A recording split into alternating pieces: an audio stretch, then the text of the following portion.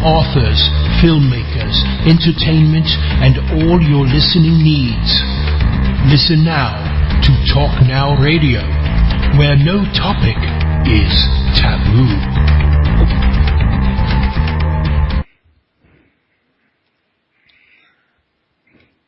Hello, everyone. Welcome to Talk Now Radio. This is your host, Royce the Redneck Radio Man. And joining me today is going to be Doc Marquis. And he's a former Illuminati member who has turned Christian. And he spends most of his time these days revealing secrets of Catholicism and the Illuminati to people around the world. He's been on many shows like Oprah Winfrey and, some of the other big shows. He's been on over 1,000 radio shows. He's been on Geraldo Rivera, 2020, Inside Edition, Unsolved Mysteries. He's the author of several books on Satanism and the Illuminati, and he has 6 DVDs entitled The Secrets of the Illuminati. So we're going to be talking about this in quite some bit of depth tonight. But I'm going to jump right in there and get him, to telling you a little something about himself. Just as soon as I get y'all some of this information here, you can learn more about him at www.itsagodthingproductions777.com.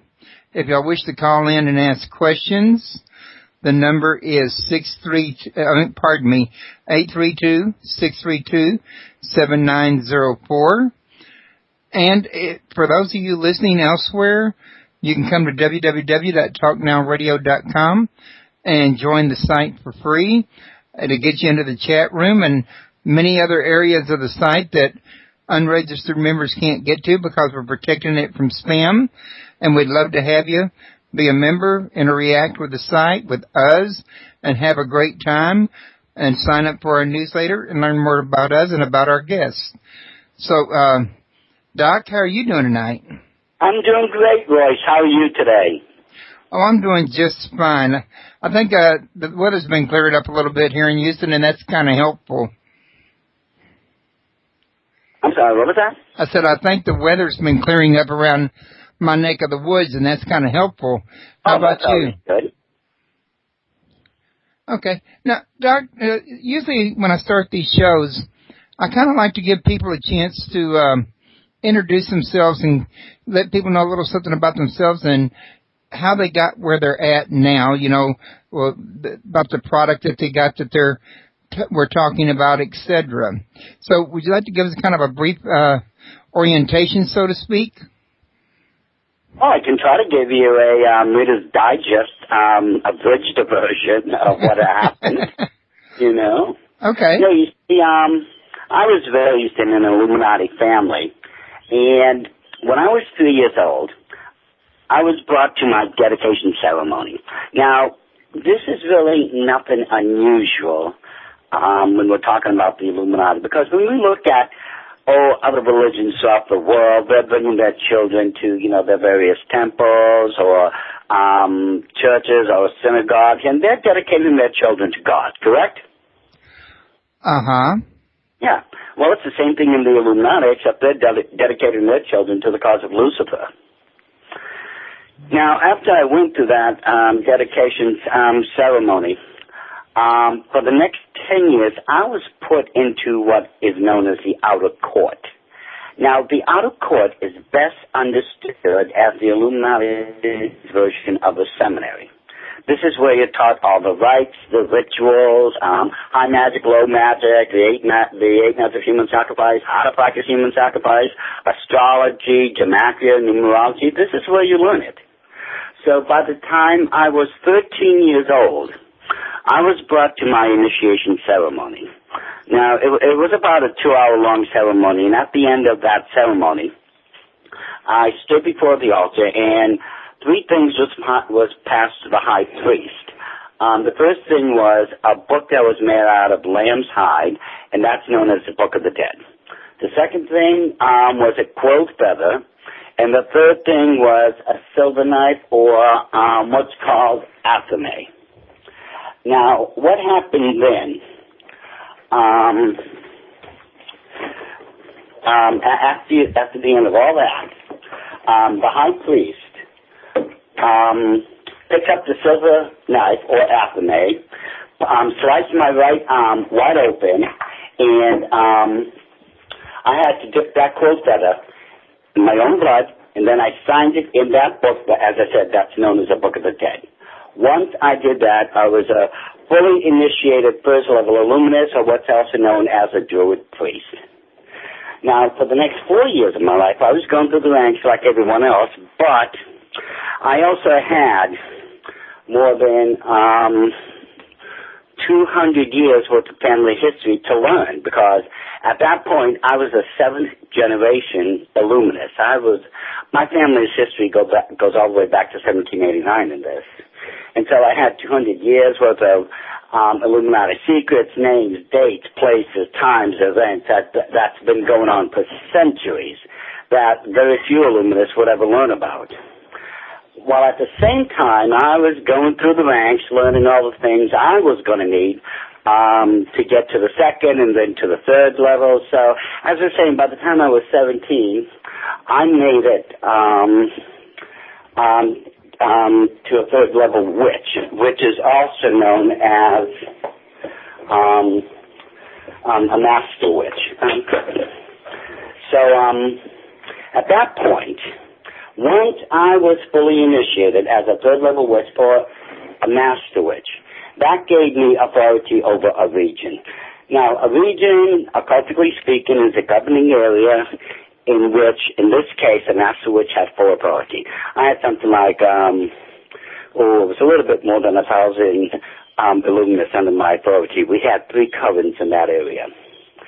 So, about a year later, let me back up so this part makes sense. You see, ever since the late 60s, early 70s, the Illuminati had been trying to infiltrate the 4 branches of the military.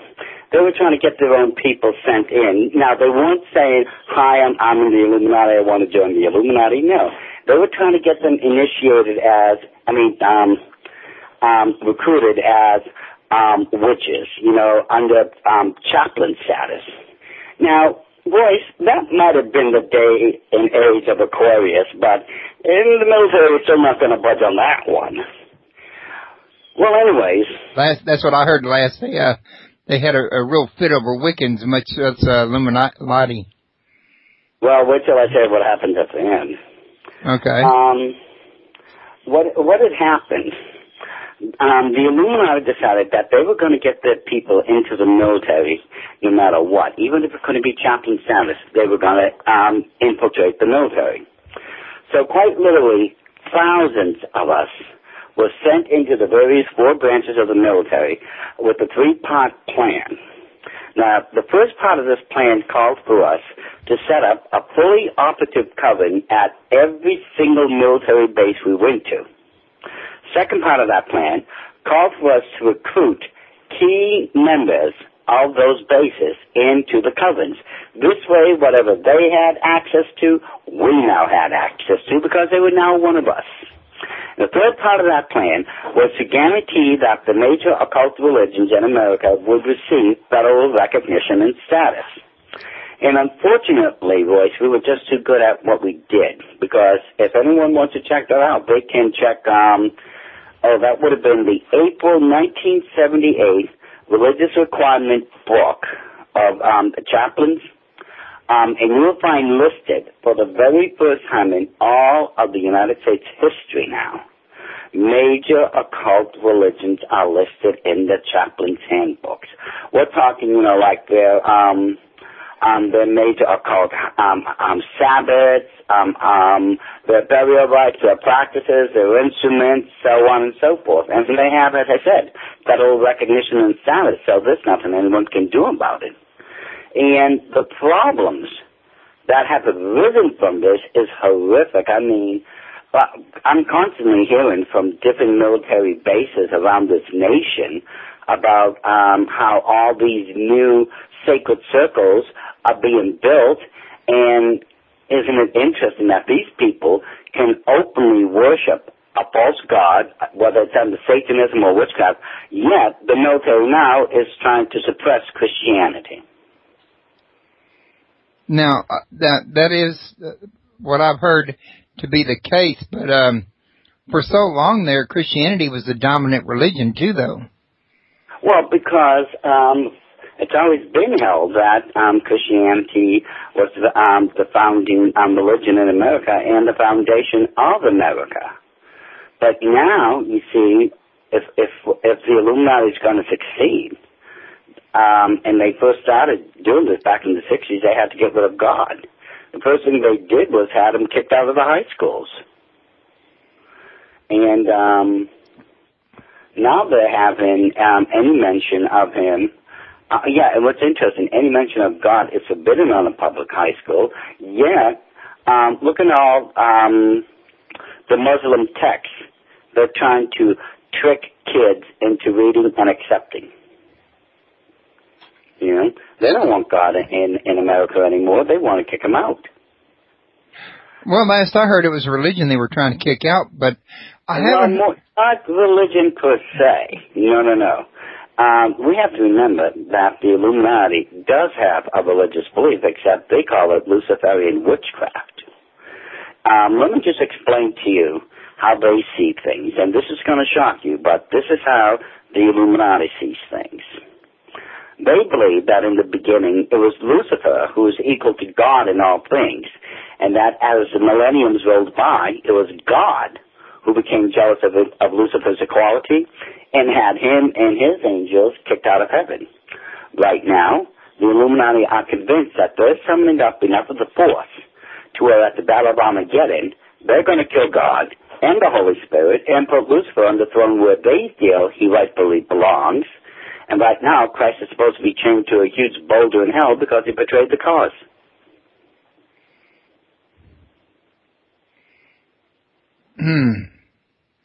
Now, while we're talking about this, though, and you're telling me about the Illuminati, don't the Illuminati have their origins in Catholicism? I mean, the last I heard, the Illuminati was founded by Adam Weishaupt, who was a Jesuit priest, and the Jesuit priests were the strong arm, or the military arm of the Vatican or the Catholic Church, that therefore making a link. So No, there is no link, and I'll tell you why. You see, in 1773, I believe it was Pope Innocent the 12th. I can't remember which pope at the time, but there was just about every single nation in Europe at that time had written letters to the Pope complaining about the Jesuits. They were saying that, first of all, they were interfering in the policies and the politics of whatever nation it was. Second of all, if this was supposed to be a priestly order, how did they amass so much money and wealth? And the third thing, that was a common complaint, was that the Jesuits answered to no one except the Pope. No law of the land could touch them. Well, the monarchs and the heads of those nations back during the 18th century had finally had it. Even before the Pope had done anything, many of those nations were just kicking the Jesuits out of their own countries and saying, don't you dare come back. So, in order that the Pope wouldn't lose his control over Europe, he disbanded the Jesuits. So, in essence, in 1773, Dr. Adam Weishaupt, who was a Jesuit, was now a defrocked Jesuit. He was no longer a Jesuit priest. Now, during that same time, Weishaupt had been approached by a man known as Maya Angelbauer, who would eventually change his family's last name to Rothschild. Basically, he had been watching Adam Weishaupt for about a year and was inviting him over to his mansion for a number of meals. One day, at one of those evening meals with 12 of his most financially influential friends in attendance, Maya Angelbauer basically told Adam Weishaupt, and just to paraphrase it, he basically told him, we've got the money to fund the whole thing. You've got the occult knowledge to put it together. You create it, we'll back it. And so for the next 3 years, Adam Weishaupt worked on the entire formation and creation and the belief system of everything that's involved in the Illuminati. And it was on May 1st, 1776, that it was officiated for the very first time in history. Now, the idea of Illuminism can be traced all the way back to Babylon, but no one was actually able to make it a reality except for Weishaupt himself. And Weishaupt himself had a very mean axe to grind, especially against the Catholic Church, because they defrocked him as a Jesuit priest. One of the major tenets, the 7-part plans of Dr. Adam Weishaupt is to, in his own words, the abolition of all religion and the abolition of all monarchies. Those two in particular because of what had happened to him during the 18th century. He has the Illuminati has absolutely no ties to the Jesuit priesthood or Catholicism, except that now they control both. But Dr. Adam Weishaupt had wanted nothing to do with it anymore. He went straight to the enemy side. So, let me see if I'm understanding this correctly.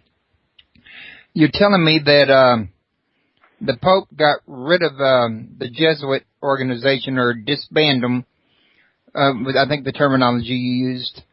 But then now, in present day, there is a link between the Catholic and the Jesuit that wasn't there during the days of Adam Weishaupt. It's been reestablished. No. That was there, except there's no connection.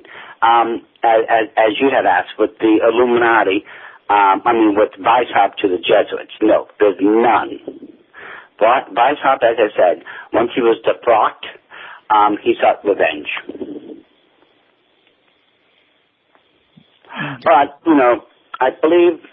So the Jesuits and the Catholics are connected, but the Illuminati's in no way connected. The Illuminati has one of their own people in the Vatican itself, who's known as the Black Pope. Now, a lot of people say the Black Pope, well, that's, the Jesuit general or someone else. No. That person is referred to as the Black Pope because he's always kept in the shadows.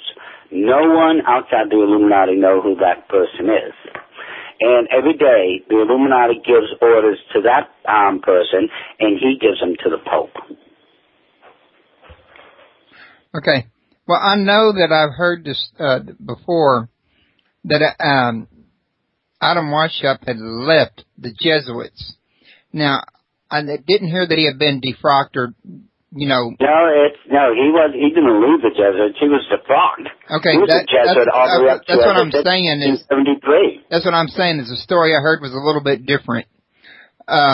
Myself, personally, at the time I heard it, I did not believe it. It just made too much sense to me that if the Vatican or if the Catholic organization wanted to keep ties on the Protestant movement over in America, that they would have put up such a story like that to make it more covert operation for the Illuminati, in other words. Now, so is there any possibility that the story of him being defrocked could be a front just so nobody would be looking for a link? That's a historical fact. You see, 3 times, historically speaking, the Jesuits were disbanded, always to be brought back later. Okay. That's why you have them right now to this very day, because they were brought back again. Oh, and I want to apologize for coughing on you a minute ago. I tried to hit my mute button, but I didn't make it. I'm in the 3rd stages of emphysema, so I sometimes get surprise coughs. Oh, you're fine. Don't worry about it. But I'd have to look further into that. I was not aware of it. But that still leads me to wonder why an ex-Illuminati present-day Christian is making these movies about Catholicism rather than making them about the Illuminati. No, that's only one of my DVDs. We have 12 DVDs out there right now. One of them was to expose the occult connection and the occult history of Catholicism. The other 11 deal directly with the Illuminati and what they're really up to, what's going on. I just did another radio show. It was, a little bit more than 2 weeks ago, when everyone was panicking over Syria. Are we going to have a World War III and all this type stuff? And on that show, I told them exactly what to expect. Because I know how the Illuminati operate. I was one of them for 20 years. I was raised in this stuff. And it happened exactly as I warned everyone. So, no, just don't judge, this ministry by that one DVD. That was just one DVD. As it says, right now we have 12, and I'm trying to finish up this series, because I'm trying to finish it up with DVD 13 and 14. That's another two-parter. Once I do, I go on to the next series. Oh, I think you misunderstood me. I'm not trying to judge anything. I'm really just getting clarification. Yeah.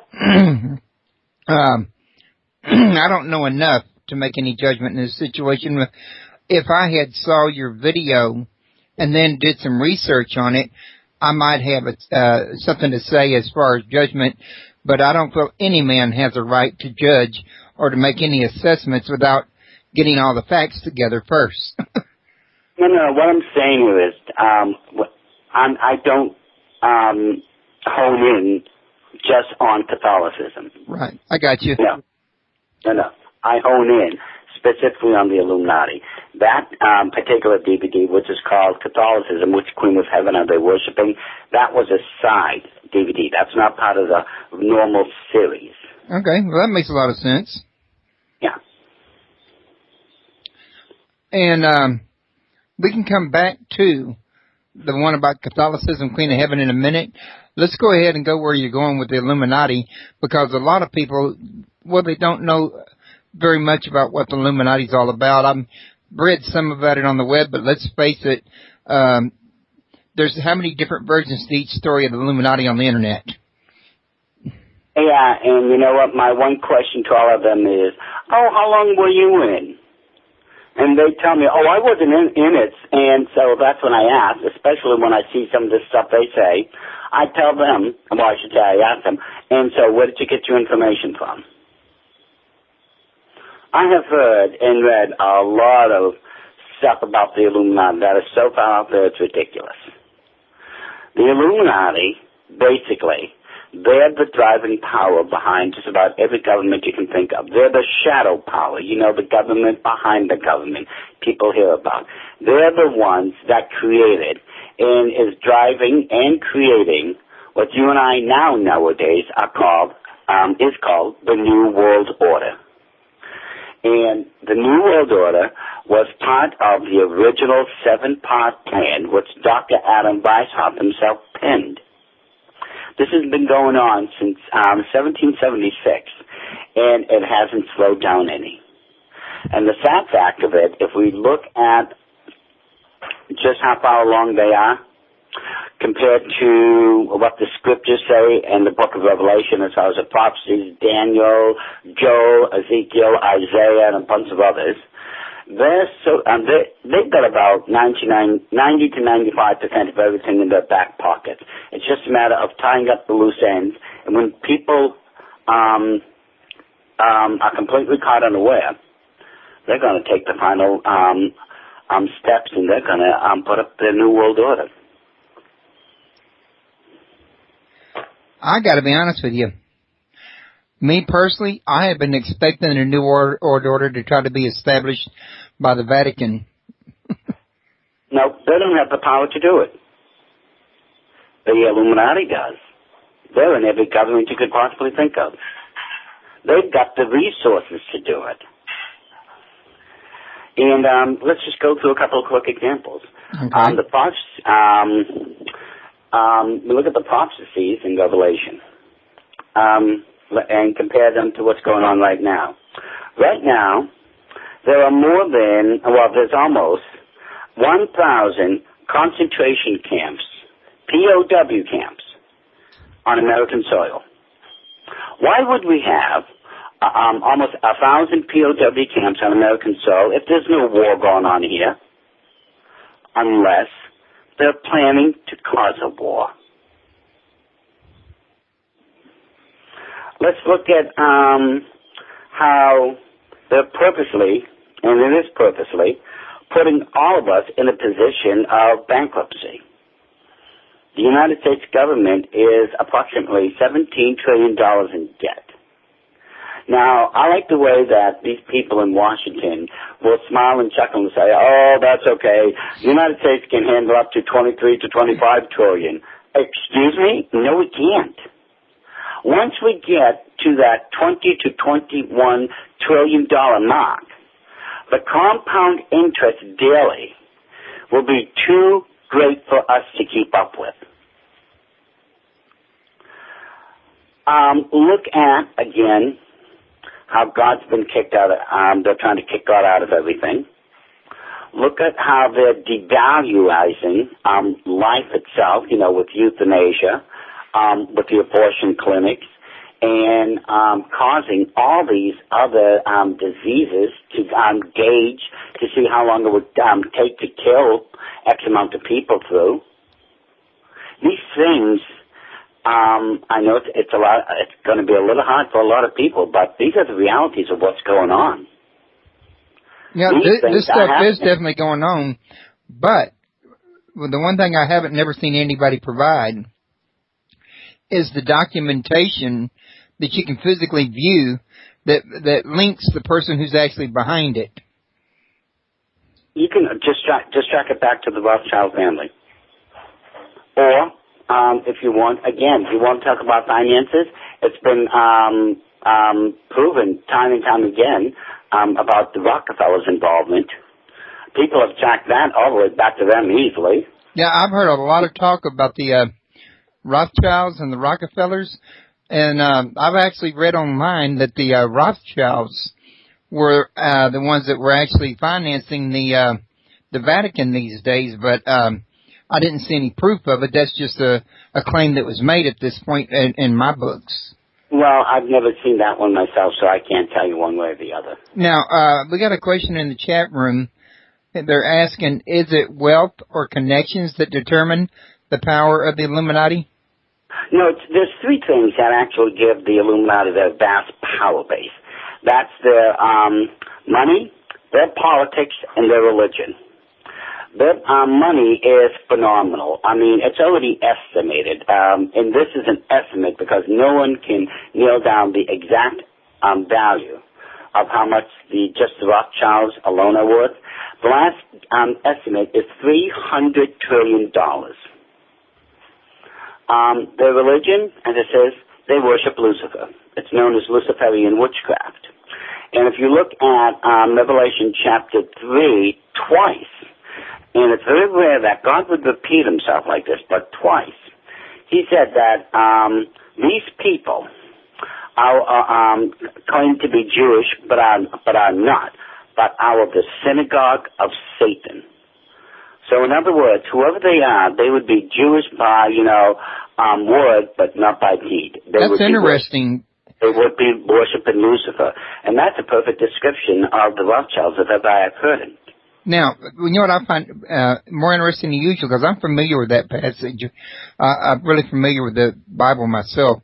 But here in the near future, I'm going to be interviewing Tex Mars, and he's got that new book out about DNA science and the Jewish bloodline, I think it is. That may not be an exact quote of the title of the book. I don't have it in front of me. But he talks about the fact that the Jews that are in Israel now are not really Jews. They're Khazars. Now, could the Rothschilds be part of this same group? I've heard Tex Mars and so many others banter about, well, they can't be Jewish, or this group has to be of the Ashkenazi Jews, or these can't be Jews because they're from... You know what the fact of the matter is? Those people aren't providing, as you pointed out, the correct documentation. Now, DNA is only going to be able to provide so much information because DNA is not a perfect science. We have to remember that there was approximately, and this is approximately now, medically speaking, 30 trillion cells in the human body. And that the complete construct of the human being is determined by the double helix code or, DNA. We don't have everything down. We have, some good information about DNA, but I wouldn't dare use it to definitely say this person is from this tribe or from this culture or anything. It's an imperfect science at this point. If we're going to work with facts, we have to remember DNA is not a perfect science. So you're basically saying that Tex Mars is putting too much faith into a DNA report. I got to put my faith in God. Okay. So, in your opinion, then, the Jews that are in Israel now are indeed and in fact bloodline Jews. I'm not saying anything one way or the other. Okay. What I am saying is there's too much leadway for everyone to be wrong. Okay. So you're saying it's still unknown, more or less? At this point, yeah. That's just about it. Well, when I interview Tex in December, I think it is, I have to look to see. I'm going to bring this up to him and see what he says. Well, that'll be an interesting thought because, you see, I have a medical background. That's why I'm called Doc. Yeah, I know. You was a doctor in the military. But I thought you was. I was in the Army. I graduated at the American Academy of Health Sciences at Fort Sam Houston, Texas. Oh, okay. That was back in 1975. But you can ask any person, any geneticist, that right now trying to conclusively say this about, we can conclusively say this person's from this tribe or that tribe. I'm sorry. DNA cannot reveal that. It's just too imperfect a science right now. Okay. I'm going to check into that, too. I mean, it helps to learn everything you can learn. Look up online. Go to the American Medical Association's website. I would suggest you stop there and then just start working with DNA, see what it has to say on it. Okay. Thanks. I appreciate that. Not a problem. Now, that's going a little bit off track. So, then that would mean that the Rothschilds may not... The original question. Now, we know that the second part of their power base is their religion. They're going to be worshiping Lucifer. And as the Bible described, these people are of the synagogue of Satan. So we know their religion does come down to worshiping Satan. And the third part is their politics. Now, and I've already explained to you the political goals. It's, of the Illuminati, basically, is to take over the world, kill God, the Holy Spirit, and put Lucifer on the throne where he rightfully belongs. These three things are what allow the Illuminati their vast power. And interesting enough, if you look at Revelation chapters 17 and 18, it describes those three power bases flawlessly. It has, their politics, their money, and their religion. Even Revelation 18:23b tells us that the entire world is going to be handed over to the Antichrist through the occult. Through the what now? Through the occult. Okay. And mind you, and this has it has to happen because it's one of the prophecies of God. And this is why, in America alone, if you check the statistics of the the Church of All Religion, I think is what it's called, that big organization in America. Their statistics state that I think it was just last year that more than 1 million people had been initiated into one of the major occult religions in America. 1 million. My question to everyone would be then, how many people got saved last year in America? I personally don't think it was 1 million. So see, we're losing ground to the occult religions. And I'm not surprised by it because the prophecies are going to come true. Now, Are all the occult religions, do they all have ties back to the Illuminati, or some of them individual? Well, no. Any major occult religion in America takes orders directly from the Illuminati. You want to talk about, who's at the top of all of it? It's the Illuminati. And the Illuminati only had their start since the day of Adam Weishaupt. Dr. Adam Weishaupt, yes. Before that, it was just thought about and bannered about, but it never was a serious thing. No, but as I said before, the belief system could actually be traced all the way back to Babylon, under, under Nimrod and his mother Semiramis. They were the ones who created the very first religion on the face of the earth, and that was known as witchcraft. A lot of people believe it was Judaism, but that didn't come till about 1,500 years later. Well, even the Bible shows that Judaism came along in the days of Moses, and the Tower of Babel was far before the days of Moses. Yeah, but most people don't realize that a religion had been established at Babylon. They just, for some reason, gloss that over or just ignore it. Well, the way the Bible's worded on that, it doesn't really call out that there's a religion there, in other words. So a lot of people, wouldn't, get that. That information can be found on the Internet, pretty much. Well, as I said, that's one of the reasons why I've put this DVD series together, so people could understand what the Bible has to say about these things and what's really going on.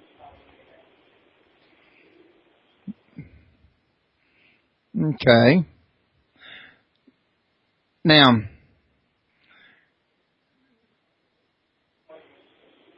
you say the Rothschilds, they actually knew Adam Weishaupt, so did they actually eventually take up the head after Weishaupt passed away, or? No, it wasn't until around the middle of the 19th century that they just took it. You see, after Adam Weishaupt, the second head of the Order of the Illuminati was Giuseppe Mazzini. Now, Mazzini, he was, and this is what always tickled me about it. Historically speaking, he's thought of as an Italian revolutionist. The guy was a major troublemaker. He wasn't just a revolutionist. He was a major troublemaker. And it was because of Giuseppe Mazzini that while he was head of the Order of the Illuminati, he created the Mafia. And we're talking about the modern-day Mafia. Everyone hears about that. It was through the Illuminati, specifically Adam Weishaupt, that the Mafia was created. You see, Mazzini was part of one of the most powerful Italian families back then, and that was the Carbonari family. Basically, what he did was pull together about 10 to 12 of the most powerful Italian families and put them under the order of the Illuminati. Mafia is just an anagram. M-A-F-I-A is an anagram. I don't remember the Italian off the top of my head, but basically it translates into Mazzini authorizes fires, deaths, and murders. That's what the anagram stands for. Oh, interesting. It was also Giuseppe Mazzini who was in constant communique with a southern general here in America who was known as Albert Pike. And I'm sure you've heard of him by now. Oh, yeah. Right. General Albert Pike became head of the entire southern jurisdiction, the entire southern jurisdiction of Masonry. He is responsible for literally single-handedly rewriting all the Masonic rituals, and if you look at all 33, if you ever get the chance to actually read all the 33-degree initiations and everything about them, they are blatantly occultic. Even what is considered to be the Bible of Masonry is called Morals and Dogmas. It was written by Albert Pike. It's 861 pages long, and it espouses everything about all the 33 degrees. Now, in that particular book, and I have to tell you, in literally hundreds of others, Pike himself espouses the worship of Lucifer. And as I said, it wasn't just Pike. We can't just say Albert Pike. No. You have to look, and I've got literally hundreds and hundreds of Masonic books in my own library, included the coded Masonic books. And I can read any of their codes because I was in the Illuminati. The Illuminati took over the Masons. What was that? That would have been July 16, 1785 at the famous Council of Wilhelmsbad in Bad Bavaria, Germany. But it was between Giuseppe Mazzini and Albert Pike that they devised a three-part plan to create 3 world wars. And by the time the third one was done, the Illuminati would be able to set up their new world order. Now, when we look at the first 2 parts of that plan that Pike and Mazzini devised, it came down flawlessly. The third one, interesting enough, called for the Islamic nations to begin a war with Israel. Now, is it me, or do you see something like that brewing in the pot right now? Well, wasn't the war with between Islam and Israel going on before the World Trade Center? I'd say yes, but those were more or less skirmishes than anything else. Because my understanding was part of what got them so mad at us that they bombed the World Trade Center was we kept sticking our nose in their fight. Well, that's a yes and no situation, but that's another long story for another long day. But no, there's a lot more behind what the Illuminati had to do with the bombing of the World Trade Center. So, how's this supposed to progress as it goes on with this here Third World War? Well, it's easy. If the Islamic nations actually do start a war with Israel, well, all other nations of the world have treaties with each other and on the different sides, and so the treaties would force everyone to get involved in this war.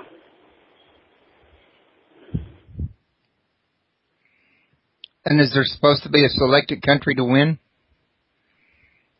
Oh, no. You see, at that juncture, no. Because this Antichrist person at that point, literally speaking, would be able to show up and just,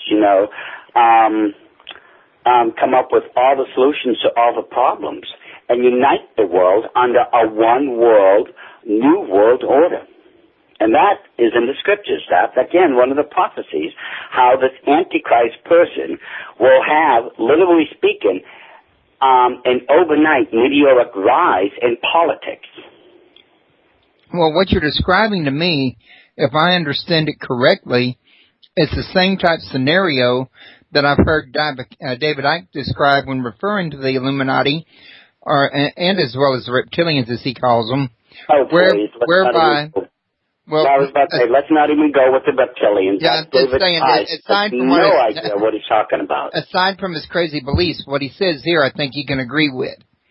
That is the Illuminati's basic way of operation is they create a situation like a war or something, and then they create the situation to it. But through the solution to this problem, they come out at the top of the stack. In other words. Well, yes, because they've already predetermined the outcomes. You see, it's interesting about when you read the writings of the Illuminati, they state that they're going to keep us in a state of constant war to where eventually we're going to be so sick and tired of war, we're going to accept peace at any price. And this is what amazes me. I see so many people, and I don't blame them in this case. I really don't blame them. If I recall, 60 or 61% of Americans, according to the last poll I read, want absolutely nothing to do with the Syrian war. 18% are unsure, and I think the rest said Syria is justified. So 60 to 61% of Americans don't want to get into this war.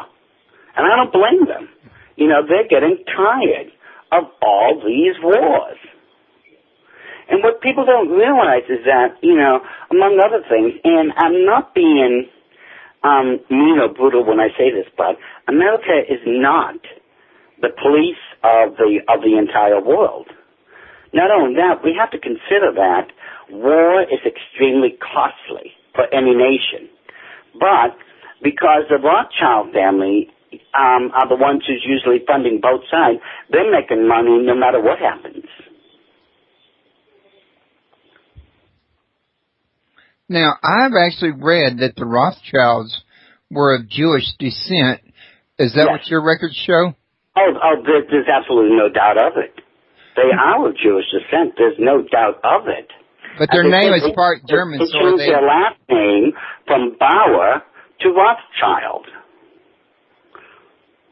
So, their last name being a German name also, are they part German, like German Jews, or are they just regular Jews? Yeah, just like just about any other bloodline you can think of, you know, there was, you know, they married into this nation or that nationality. I don't think that there's any purebred anyone left on this earth. Yeah, I think that's kind of pretty hard to find nowadays. You make a valid point.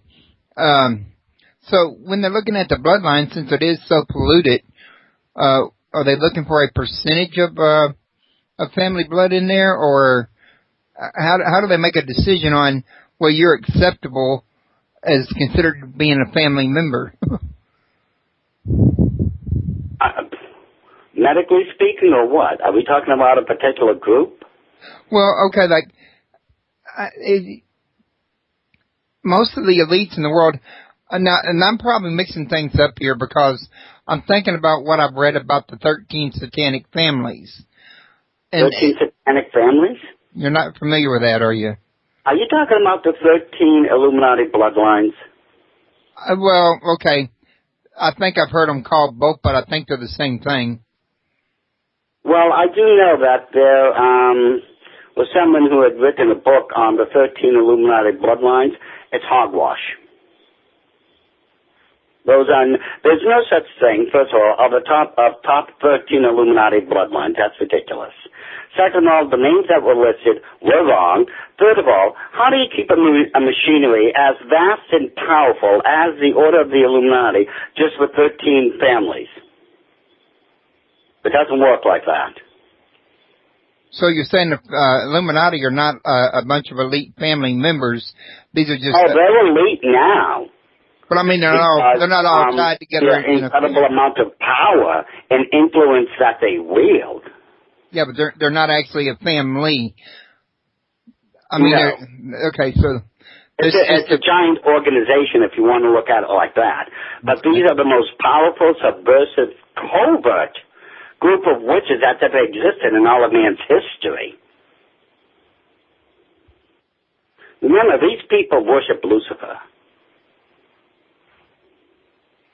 And they're also the same people that some people call them the shadow government.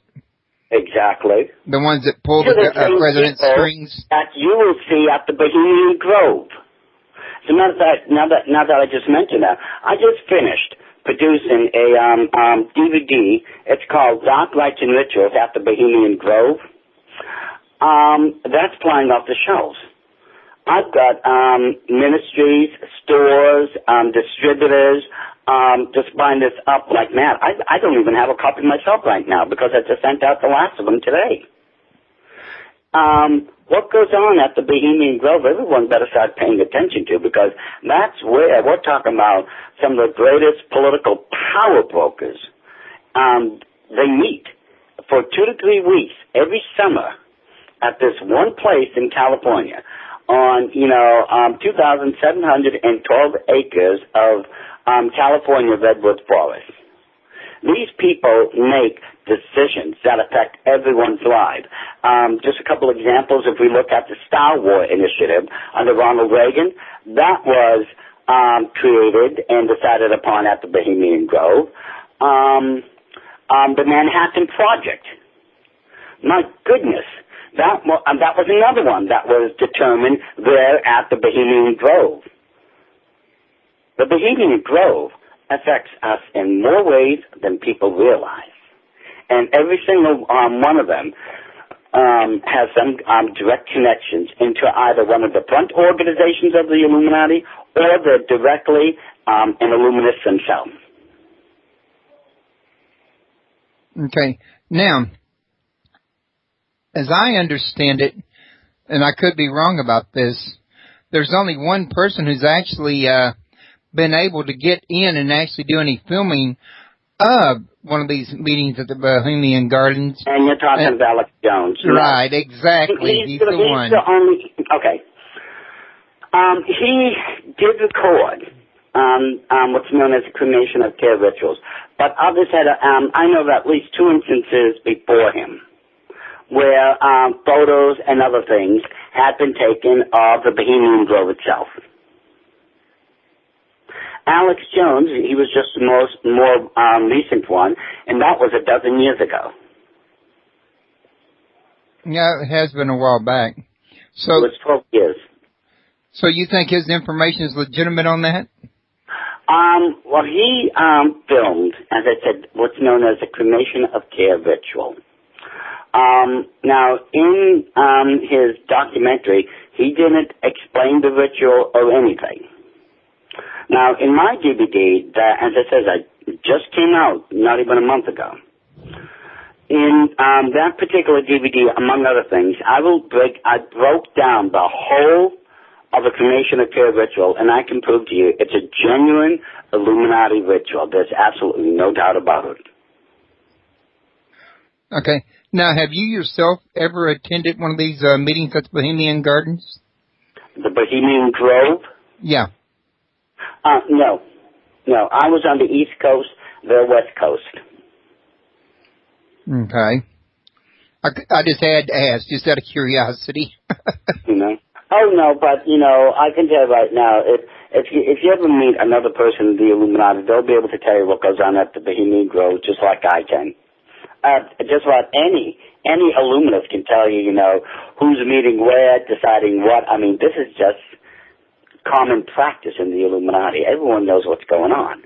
Now, I understand that the Illuminati use owl symbology in their worship. What's this all about? The owl is the oldest and the most sacred of all animal totems to denote the order of the Illuminati. Now, how this happened, we go back to the scriptures. We find out in Ezekiel that Lucifer was the wisest of all of God's creation. Okay, he was perfect in wisdom, is what the translation says. In other words, he was so perfectly filled with wisdom, you could not put another eye drop of wisdom in him. He was that perfectly filled with wisdom. Now, bring it up to the Greco-Roman days. The patron goddess of Athens and the patron goddess of war and magic was Pallas Athena. As I said, Athena became the patron goddess of Athens. That's where you get the name from. Athena's symbol, because she was also the goddess of wisdom, was an owl. The owl bird is symbolized as a bird of wisdom. Now, let's bring this up to the days of the Druids in ancient Britain. The Druids themselves, from the ancient Gaelic, Druid means the men of oak or the wise ones. Okay, bring it up to the 1700s now, where we use the name Illuminati. It means, the bearers of light or the wise ones. Wisdom can be traced all the way back in the etymology of this bird. That's why they chose the owl. You see how that works? Okay, that makes a lot of sense, and it also kind of reminds me of the owl in the movie Clash of the Titans, the one that Perseus received from, I think it was Lena herself. Yeah, Bobu, you have to remember that it was Zeus who told Athena, Pallas Athena, to give,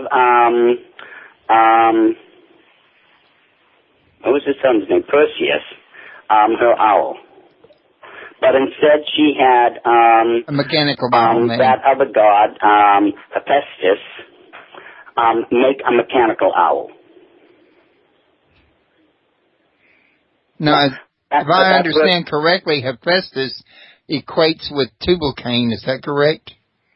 Not really. I know how the Masons would want to connect that, but the truth of the matter is, the Masons themselves have fashioned a lie and said, we can trace back the organization of Masonry all the way back to, Tubal-Cain and all this type of stuff, under, all these other people. And you know what? The truth of the matter is, that's a lie. The very first Masonic lodge can be traced all the way back to Aberdeen, Scotland in 1717. And that's it. That was the first recorded lodge in existence, and there's nothing beyond that. Yet, they will tell all these fancy tales and say, well, we have all these connections. That's nonsense. And again, if people want to find out the whole truth, and I mean the whole truth, of what's going on in Masonry, I would refer them to my fourth DVD in this series. It's called Magic, Mysticism, and Masonry. Wait till you see the direct connection between them and the Illuminati, and how, they've been lying to everyone ever since. And that, again, using court records now from the time, how they were definitely involved in the kidnapping and murder of Captain William Morgan. And in their own writings, and I've got the books, how they also, claim responsibility for getting rid of other people. Okay. Now, real quick, I'm copying your link and putting it into the chat room. I hadn't done it yet, and I'm just getting around to it. But I want to mention to everybody once again, if you want to learn more about Doc, you can go to his website, www.itsagodthingproductions777.com, and he's got some of his DVDs there. He's got links to where you can buy his DVDs at, and I believe you got links to some books you've got on the market as well, don't you, Doc? Yes, but I've had those purposely recalled because my poor publisher, he's been under so much pressure, he hasn't had time to deal with them. So I've recalled them. I'm going to rework them just a little because of just basically grammatical errors, because, see, at one point in my very early Christian walk, I was actually a high school teacher. And so, as a teacher, I'm not going to have any type of grammatical errors in my work. That's basically it. Sorry, I was a teacher. I can't allow this to happen. It would set a bad example. I've actually read a lot of books that have these kind of errors in them. Mm-hmm. But, yeah, and unfortunately, so much is automated now that the computer will accept something when you and I both know, grammatically speaking, that's not right. It only goes to prove machines aren't perfect. That's true. No matter how well we fine-tune them and everything, they're still going to make mistakes. Very true. Now, I just got to know out of curiosity, at the end of God Thing Productions, you got 777. What's up with that? Well, if you apply what's known as biblical gematria, 777 denotes the triunity of God. You see, most people will use improperly the term Trinity to describe God. That's incorrect. Trinity, by definition, denotes three separate gods. Triunity denotes one God in three forms.